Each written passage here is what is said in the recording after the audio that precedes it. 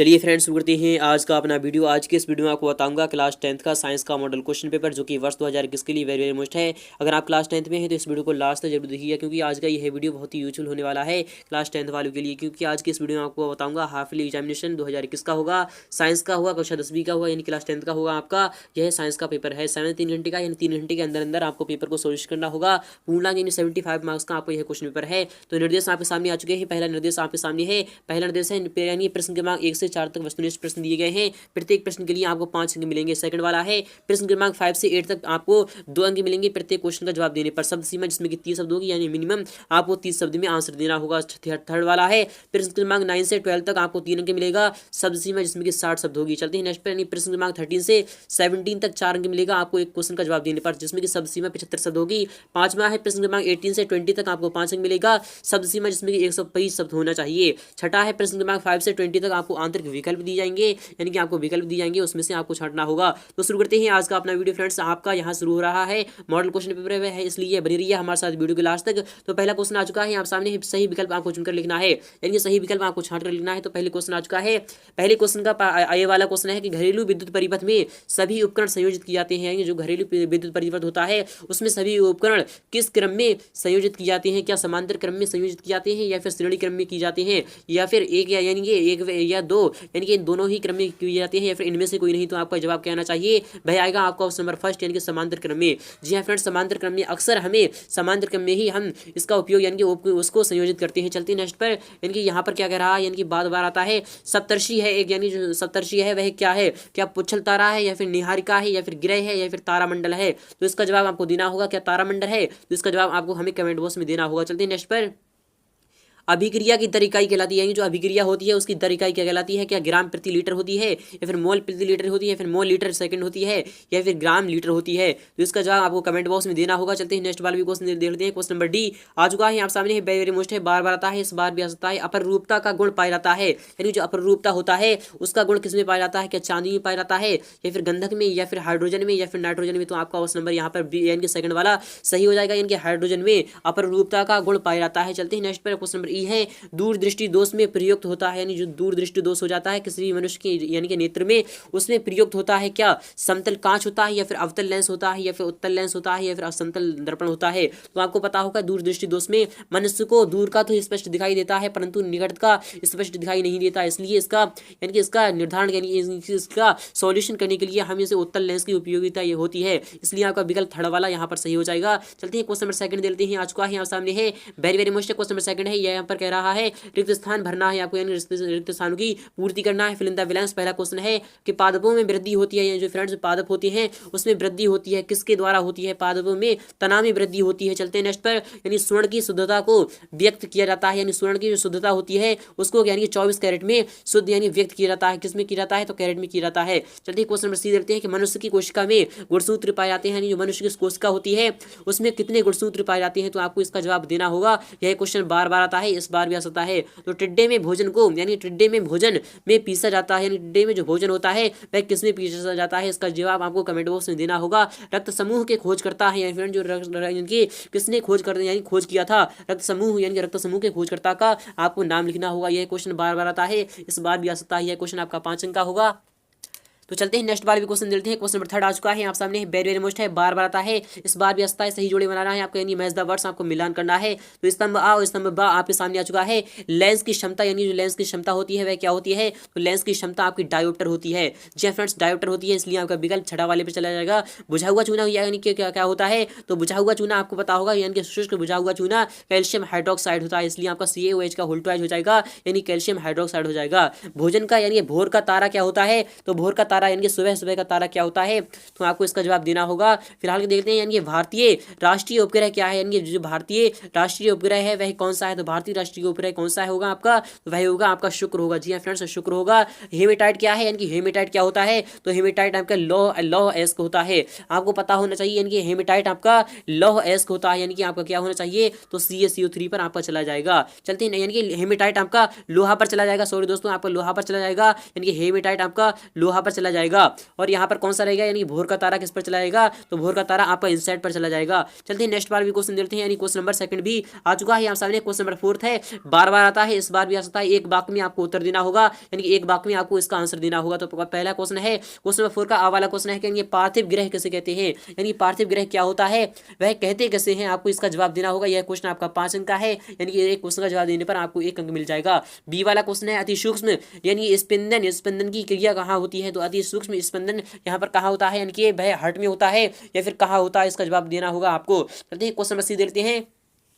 मछली के श्वसन अंग का नाम आपको लिखना है, यानी कि जो मछली के श्वसन अंग, यानी मछली किससे श्वास लेती है, तो वह गलफड़ों द्वारा सांस लेती है। आपका यहाँ पर जवाब आ जाएगा, यानी किसके यहाँ पर, यानी किसके स्थान पर जहाँ पर किस आ रहा है लिखकर, तो वह आपका वहाँ पर आ जाएगा गलफड़ी। चलते हैं नेक्स्ट पर डी वाला क्वेश्चन है, रक्त की कमी से होने वाले रोग का आपको नाम लिखना है, यानी रक्त की कमी से हो जाता है रोग, उसे क्या कहते हैं, तो आपको पता होगा, यानी किससे क्या, यानी इसका जवाब क्या आना चाहिए। चलते हैं क्वेश्चन नंबर ई देते हैं, मधुमेह रोग किस हार्मोन की कमी से होता है, तो आपको पता होगा कि मधुमेह रोग किस हार्मोन की कमी से होता है। यह क्वेश्चन बार बार आता है, इस बार भी आ सकता है, कंपटीशन में भी आता है। अगर आप चाहते हैं इसका फुल सॉल्यूशन तो मैं आपको बताऊंगा।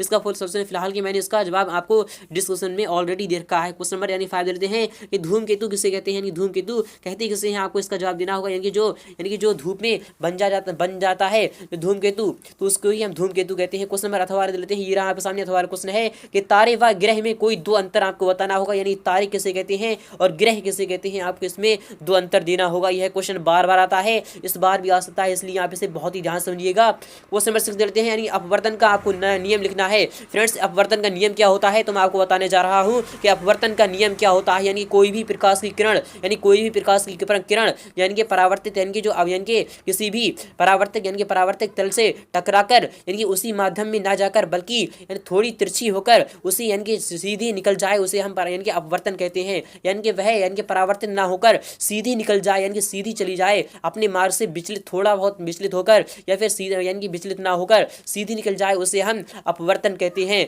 जैसे कि हो गया, कोई भी हो सकता है। मान लो कि सूर्य यानी कि सूर्य की जो प्रकाश की किरणें होती हैं वह पानी में यानी पानी से निकलती हुई सीधी अंदर तक चली जाती हैं, तो उसमें यानी प्रकाश का अपवर्तन होता है। अथवा क्वेश्चन देते हैं कि परावर्तन का नियम लिखना है आपको, तो परावर्तन का नियम क्या होते हैं, परावर्तन के 2 नियम होते हैं फिलहाल के, आपको इसमें समझना होगा। यानी परावर्तन का नियम क्या होता है, तो यानी कि परावर्तन की परिभाषा मैं आपको बता रहा हूँ कि कोई भी प्रकाश की किरण जब चिकने यानी कि चिकने सतह से टकराती है और उसी माध्यम में चली जाती है, तो उसे हम प्रकाश का परावर्तन कहते हैं। इसके 2 नियम है, इसमें कोण यानी कि जो आपतन कोण और परावर्तन कोण, यानी कि आपका आपतन कोण परावर्तन कोण के सदैव बराबर होता है, और इसका ये नियम क्या है, यानी कि इसके नियम भी आपको पता होना चाहिए। चलते हैं क्वेश्चन नंबर 7 चलते हैं। आज का है आप सामने है कि विभव किसे कहते हैं, यानी विभव आपको बताना है, इसका सही मात्रा आपको बताना होगा। फ्रेंड्स, मैं आपको बता रहा हूँ ये विभव किसे कहते हैं कि अनंत से, यानी कि यहाँ पर जैसे मान लो कोई भी वैद्युत क्षेत्र है, यानी कोई भी यानी कि आपका चालक हो गया, मान लो कोई भी आपका यहाँ पर चालक हो गया, तो चालक में यानी कि अनंत से यहाँ पर बात हो रही है कि अनंत से, यानी कि हमें कुछ पता नहीं है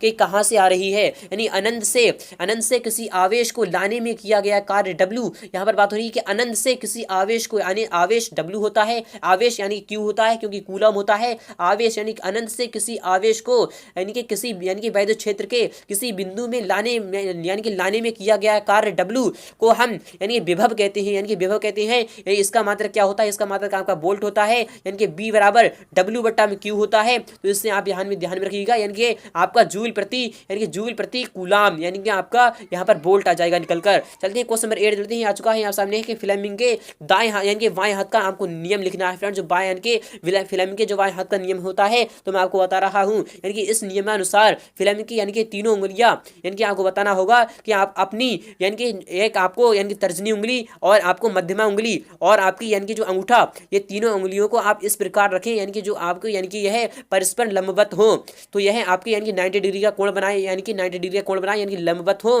तो यह आपका यानी कि जो अंगूठा होगा वह आपका फोर्स का कार्य करेगा, यानी कि वह आपका चुंबकीय बल का कार्य करेगा, और जो आपकी यानी कि मध्यमा जो उंगली होगी, तो तर्जनी उंगली पहले तो देख लेते हैं। तर्जनी उंगली आपका यानी कि चुंबकीय क्षेत्र B यानी कि वेबर का कार्य करेगी, और जो यानी कि जो एक उंगली रह जाएगी आपकी मध्यमा उंगली जो कि बीच की उंगली होती है, तो वह आपका विद्युत धारा की यानी कि विद्युत धारा को मापने का कार्य करेगी। तो आपको यहाँ पर जवाब हो जाएगा, यानी कि फ्लेमिंग के बाएं हाथ का नियम। उम्मीद करूंगा आपको वीडियो यानी कि समझ में आ गया होगा। चलते हैं क्वेश्चन नंबर 8 देते हैं। अगर आप चाहते हैं यानी फ्लेमिंग के बाएं हाथ का नियम विस्तार के साथ मैं आपको बताऊंगा, इसका विस्तार के साथ फुल सॉल्यूशन नेक्स्ट वीडियो में। ध्रुवीय कृत्रिम उपग्रह किसे कहते हैं, ध्रुवीय कृत्रिम उपग्रह क्या होते हैं, आपको इसके बताना होगा, इसका उपयोग भी आपको लिखना होगा। अथवा वाला क्वेश्चन देते हैं रॉकेट का नोजल किस प्रकार यानी किस प्रकार कार्य करता है। तो रॉकेट का जो नोजल होता है वह किस प्रकार कार्य करता है, आपको इसका जवाब देना होगा।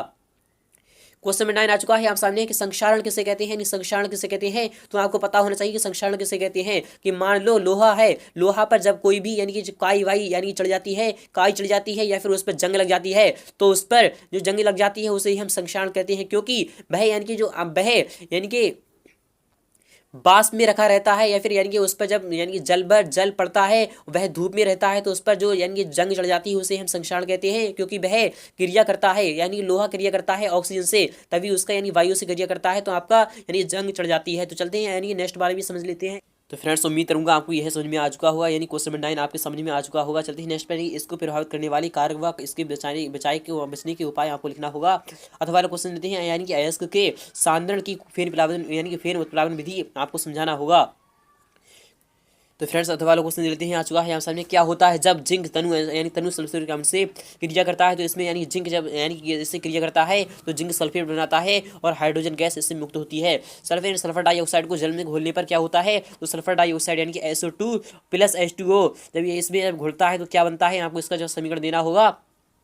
यानी कि अमोनियम क्लोराइड को बुझे हुए चूने के साथ जब गर्म किया जाता है तो इसका जवाब क्या होगा, आपको यह बताना होगा। उसमें 20 है यानी कि 22 यानी कि आपका 12 है अमोनिया निर्माण की हैबर विधि संयंत्र द्वारा आपको समझाना होगा, नामांकित चित्र द्वारा बताना होगा। यह क्वेश्चन आपका 3 अंक का होगा। अथवा वाला क्वेश्चन लोहे के निष्कर्षण में प्रयुक्त बात्या भाटी का नामांकित चित्र बनाना है, आपको क्वेश्चन 13 देते हैं। अवतल दर्पण के लिए U और B और F में आपको संबंध देना होगा। अथवा क्वेश्चन देते हैं वस्तुओं यानी वस्तुएं रंगीन क्यों दिखाई देती हैं, स्पष्ट करना है आपको। क्वेश्चन नंबर यानी 14 है DC विद्युत जनित का आपको नामांकित चित्र बनाना है। यह क्वेश्चन बार बार आता है, इस बार भी आ सकता है। अथवा क्वेश्चन देते हैं ओम का नियम क्या है, निम्न बिंदुओं के आधार पर आपको देना होगा, नियम ही देना होगा, परिवर्तन का आपको नामांकित चित्र बनाना होगा। चलिए नेक्स्ट पर क्वेश्चन नंबर 15 देते हैं आ चुका है यहाँ सामने, तरल पेट्रोलियम गैस का उपयोग करते हुए कौन कौन से सावधानियां रखनी चाहिए, आपको बताना होगा। सोलर कुकर का नामांकित चित्र बनाना है, आपको इसके उपयोग भी लागू लिखना होगा।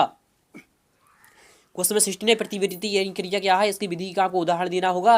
परागण किसे कहते हैं, ये कितने प्रकार का होता है, उदाहरण देना होगा आपको। गुणसूत्र का नामांकित चित्र बनाना है व इसके कार्य लिखना है। अवशेषी अंग क्या है, जैव विकास को किस प्रकार नष्ट करते हैं। क्वेश्चन नंबर 18 है रासायनिक अभिक्रिया की दर को प्रभावित करने वाले कारकों को आपको समझाना होगा। अथवा वाला भी क्वेश्चन देते हैं यानी कांच के विभिन्न प्रकारों के आपको नाम लिखना है, प्रत्येक का कोई एक उपयोग लिखना होगा। क्वेश्चन नंबर 19 है कि मानव में होने वाली पाचन क्रिया के आपको विभिन्न चरण लिखना है। अथवा वाला क्वेश्चन देते हैं ऑक्सीजन की ऑक्सीशोषण वन ऑक्सीशोषण में कोई आपको 5 अंतर देना होगा। क्वेश्चन नंबर 20 है यानी कि रक्त का थक्का जमने का क्रिया विधि आपको समझाना होगा। अथवा क्वेश्चन है नेफ्रॉन की संरचना आपको समझाना होगी। तो उम्मीद करूंगा आपको वीडियो बहुत ही अच्छी लगी होगी। अगर अच्छी लगी है तो वीडियो को लाइक करना, शेयर करना बिल्कुल भी ना भूलें। मिलते हैं नेक्स्ट बार में फुल